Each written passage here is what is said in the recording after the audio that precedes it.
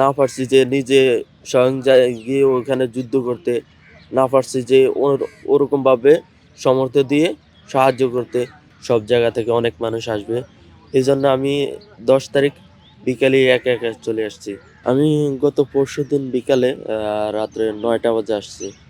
জি, আমি যখন শুনছি যে রংপুর মাস হবে ১২ এপ্রিল, হুম, তারপর আমি তো জানি যে আ ১১ তারিখে প্রচুর জাম হবে।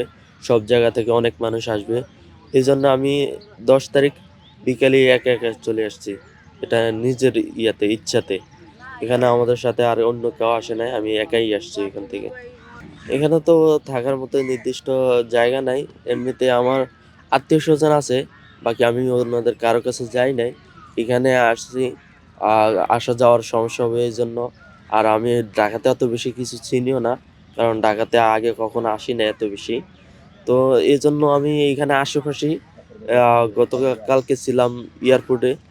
আর আজকে এখানে সবাই রাত্রে তো এমনিতে ঢাকার শহরেতে রাত্রে থাকতে দেয় না। মসজিদও বন্ধ থাকে।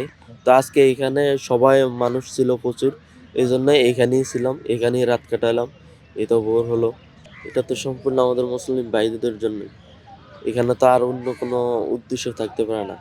এত কষ্ট করছি শুধু তো আমাদের মুসলমান ফিলিস্তিন ভাইদের জন্যই করছি। হ্যাঁ?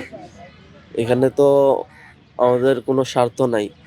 এখানে আসছি শুধু যাতে আমরা নিজে কোনো সহযোগিতা করতে পারি না। বিধায় যাতে একটা উছিলায়, এটাও তো একটা উছিলা যে ওনাদেরকে সাহায্য করার জন্য। ঠিক আছে? আমাদের গাজা ভাইদের জন্য সাহায্য করার একটা উছিলা। আ না পারছি যে নিজে স্বয়ং গিয়ে ওখানে যুদ্ধ করতে, না পারছি যে ওরকমভাবে সমর্থ দিয়ে সাহায্য করতে। এইজন্য আমরা এখানে আসছি আ লং মার্চে এখানে আসছি ওনাদেরকে ওনাদের পক্ষ হয়ে কি আ একত্র হবো বাস। একত্রিত হয়ে সবাই মিলে আ জাতিসংঘের কাছে আমরা আবেদন করব যে ফিলিস্তিনে যে নির্মমতা চলতেছে এগুলা বন্ধ করার জন্য। এটা এভাবে কি একটা সহযোগিতা করতেছি। আমরা ওগুলা পারতেছি না বিধায় একটা আন্দোলনের মাধ্যমে একটা সহযোগিতা করতেছি। এটা হচ্ছে আমাদের পক্ষ থেকে আমাদের ফিলিস্তিন ভাইদের জন্য একটা সাহায্য।